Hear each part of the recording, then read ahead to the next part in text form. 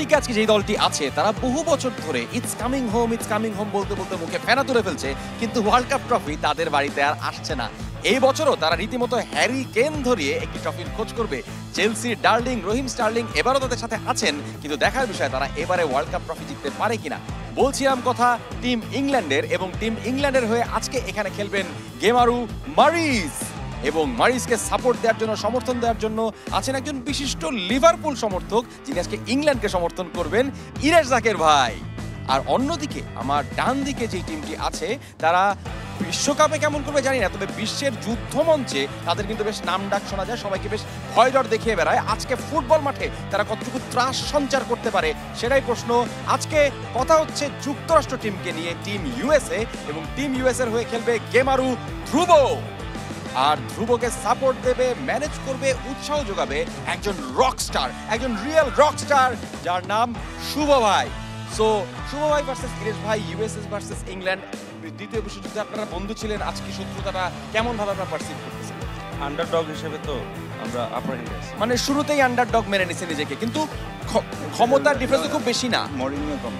Moreno complex শুরু থেকে বয়লাররা সিজ mentality তৈরি করে।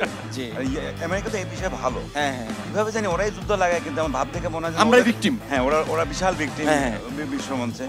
ঠিক আছে, অসুবিধা নাই। ইংল্যান্ডে তো খুব বেশি বলার কিছু নাই, রাইট?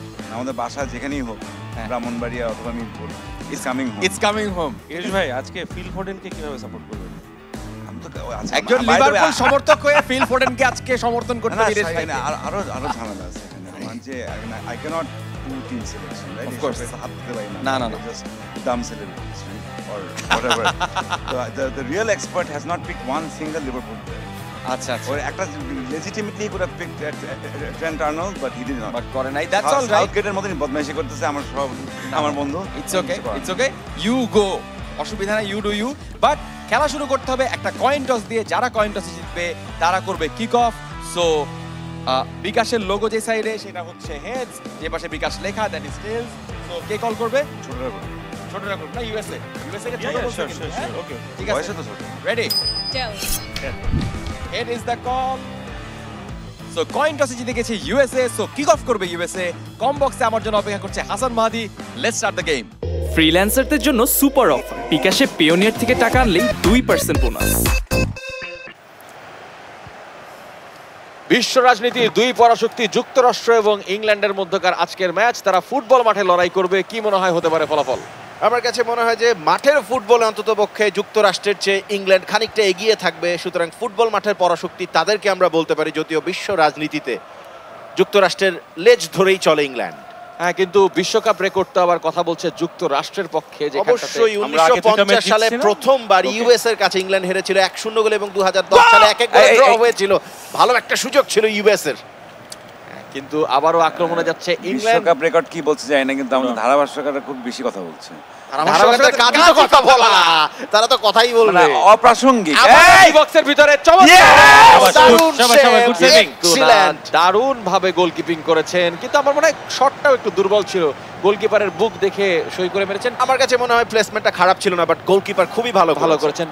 তো ইংল্যান্ডের সাপোর্টার হিসেবে যেহেতু ইরেশ জাকির ভাই আছেন, আপনাদের উদ্দেশ্য কি জেতা নাকি মারামারি করা, একটু যদি বলতেন। কারণ ইরেশ জাকির ভাই ব্রাহ্মণবাড়িয়ার ছেলে, উনি একটু মারপিট করতে পছন্দ করেন। আপনার আজকে স্ট্র্যাটেজি শোনেন, আপনাদের একটা গোল খাওয়ার পরে মারামারি শুরু হয়ে যাবে। এই যে এখন দাঁড়া লাগছেন। হ্যাঁ, তারপরে আবার গোলকিপার আমরা নিয়েছি পিকফোর্ডকে। অনেক কিছু নেওয়া যায় না, কিন্তু নিতে হয়। যাই হোক, না, এইটা বিষয়টা হচ্ছে যে আমার খুব অদ্ভুত লাগে যে হুট করে দেখা যায় যে ব্রাহ্মণবাড়িয়ার প্রসঙ্গ আসলে কতিপয় অন্য জেলার সব সমর্থকরা ভাব করা শুরু করেছে ফুটবল যেন মানে উচ্চাঙ্গ সঙ্গীত।